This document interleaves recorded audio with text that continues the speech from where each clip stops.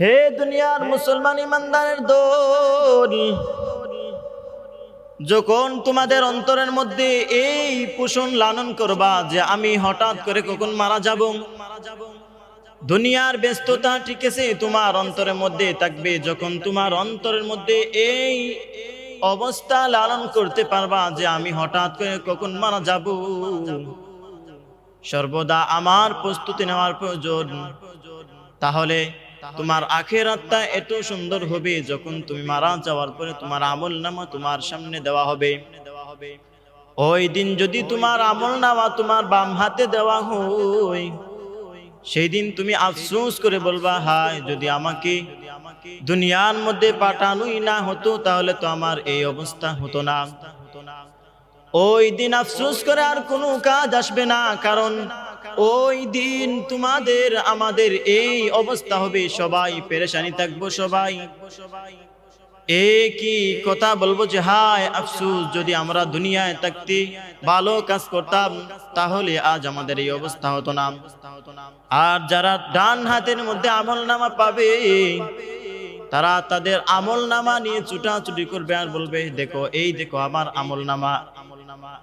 এই দেখো আমার আমলনামা, আমার আমলনামা কত সুন্দর। এই জন্য আল্লাহ নবী বলেন, হে উম্মতের দল, তোমরা যখন তোমাদের অন্তরের মধ্যে সর্বদা মৃত্যুর কথা স্মরণ রাখবা, তাহলে তোমার ঈমান, তোমার আমল, তোমার আখলাক এত সুন্দর হবে, এত ভালো হবে যা তুমি কল্পনাও করতে পারবা না। মৃত্যুর পর যখন তোমাকে আমলনামা তোমার ডান হাতে দেওয়া হবে, তখন তুমি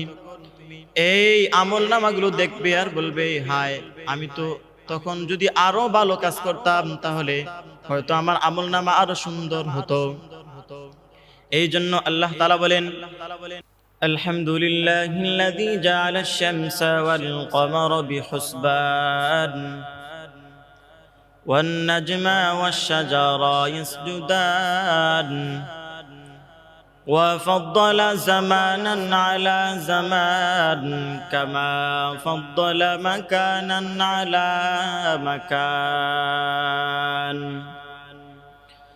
وإنسانا على إنسان ونشهد أن لا إله إلا الله وحده